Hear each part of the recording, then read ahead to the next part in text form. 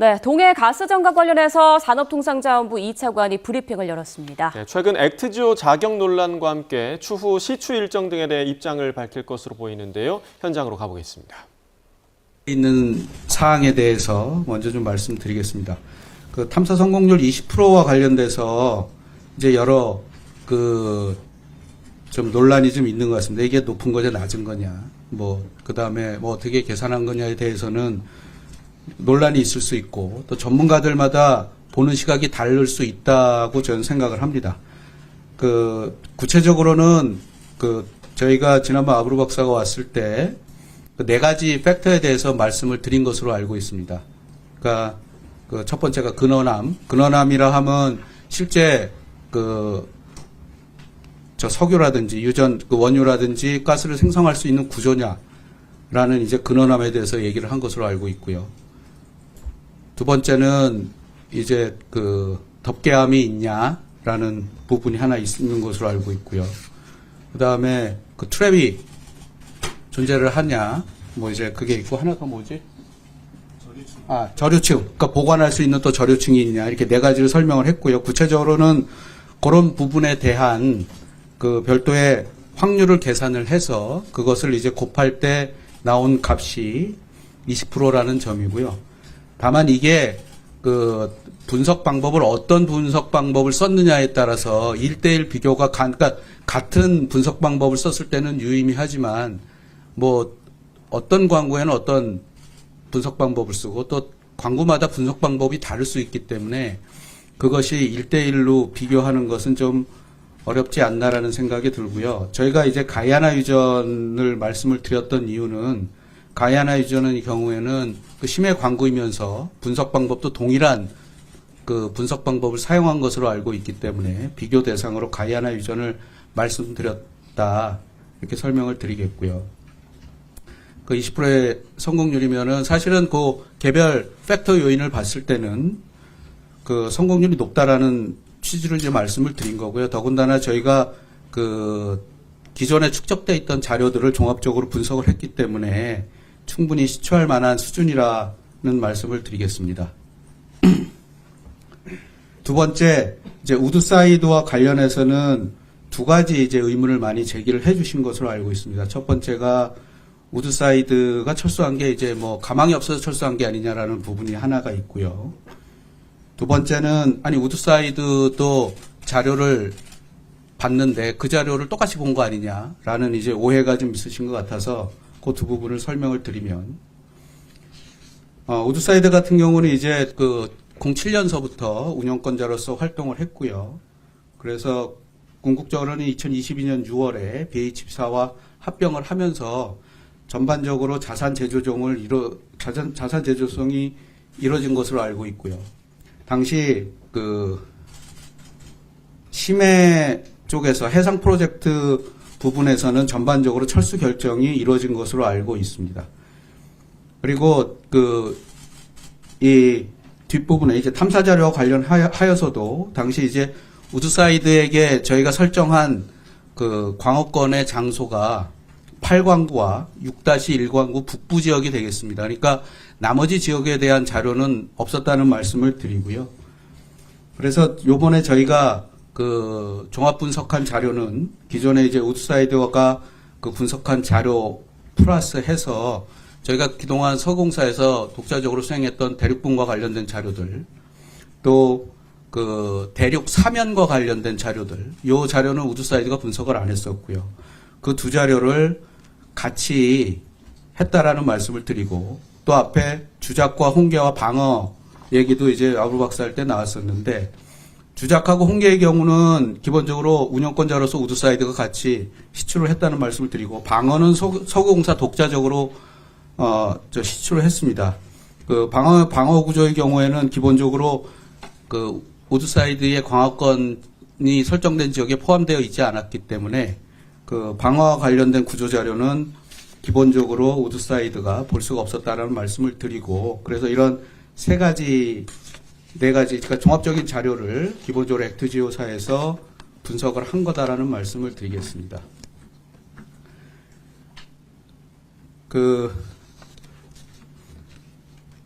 말이 나온 김에 이제 말씀을 드리면 이제 그 아브로 박사와 관련된 여러 가지 또 얘기도 있었던 것으로 알고 있는데, 그러니까 이번 저희가 분석한 게 의미가 있는 것은 그 순차 층서학이라고 있습니다.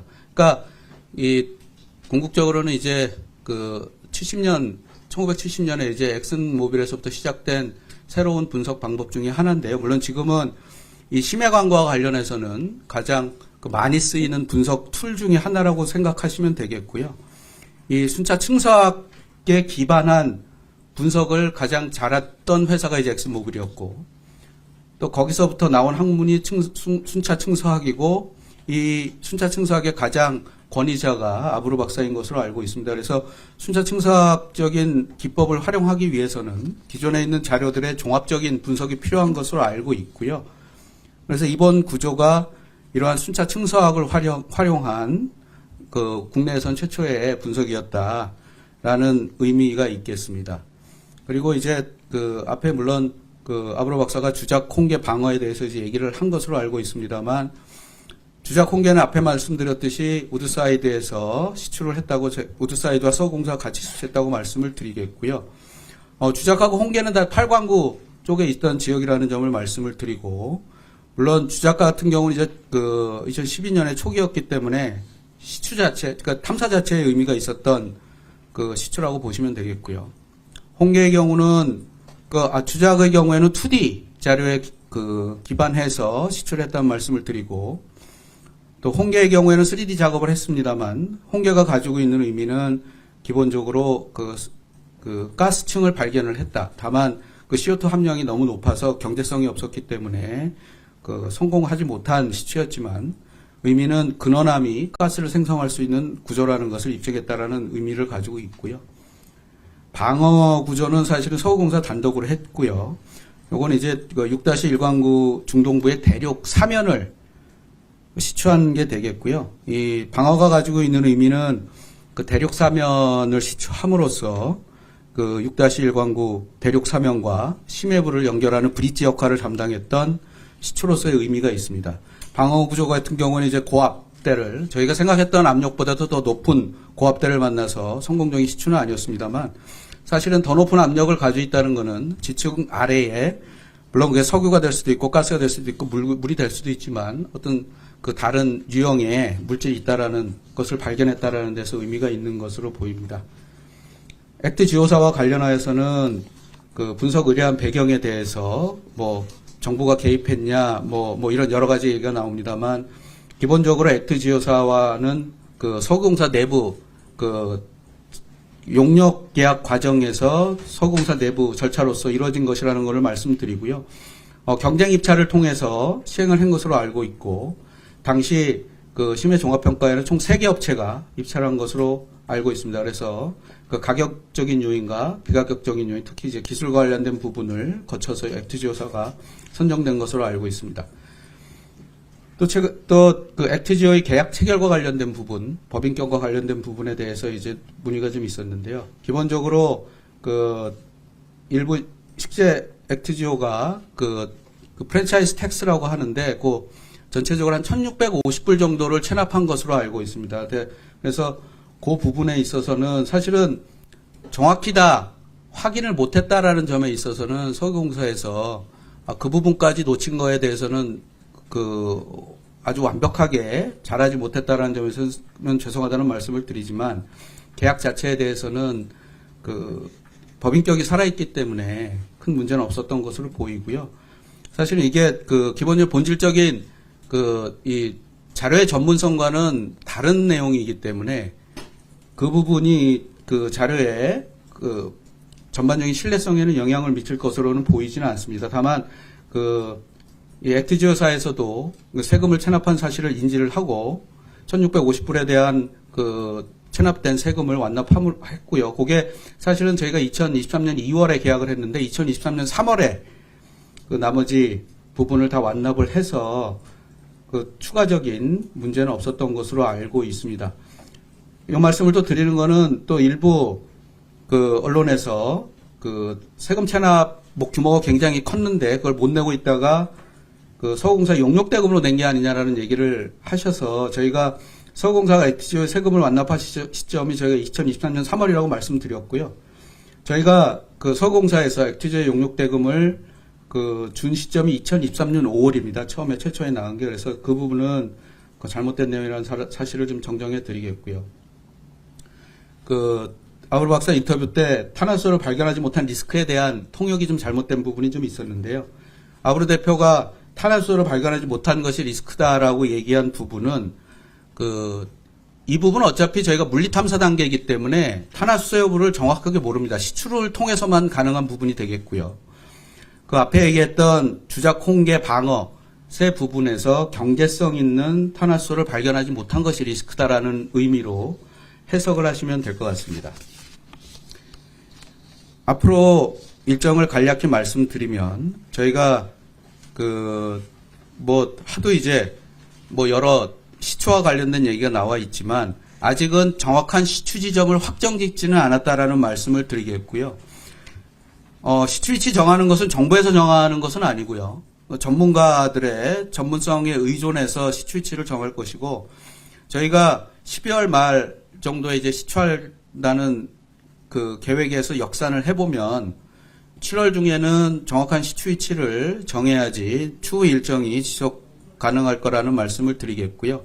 전문가들이 논의를 하고 있다라는 말씀을 드리고 그래서 7월 중에 정확한 시추 위치를 결정하고 기타 12월 말 중에 이제 시추를 할 계획이고요. 현재 드릴십이라든지 보급선 계약이라든지 물리검증과 관련된 용역 계약은 체결된 상태다라는 점을 말씀드리겠습니다.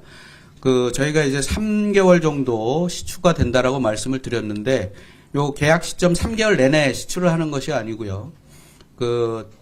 시추선이 출발한 날짜부터 기산을 하게 되겠습니다. 그래서 그 시추선이 오는 지역이 제가 알고 있기는 인도네시아로 알고 있고요. 오는데 한 보름 정도 걸리고 또 다시 가는데 한 보름 정도 걸리는 것으로 알고 있고요. 시추 작업은 한 40일 정도 이제 시추가 계속될 거고 시추공 자체는 다시 이제 파낸 다음에 다 메꿔야 됩니다. 그래서 메꾸는데 또 한 10일 정도 걸릴 것이기 때문에 또 사전 준비 기간 등등을 감안하면 전체적으로 한 3개월 정도 걸린다고 보고요.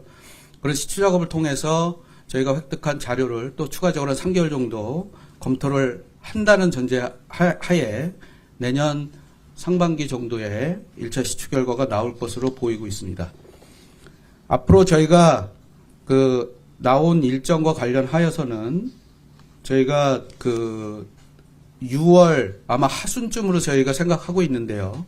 위원들의 일정을 확인 중에 있습니다. 저희가 동해심해 가스전 개발 전략회의라고 이름을 붙였습니다만 구체적으로 이런 해저 광물과 관련해서는 두 가지 위원회를 보시면 되겠습니다. 에너지위원회에 분과로서 전문위원회가 있고요.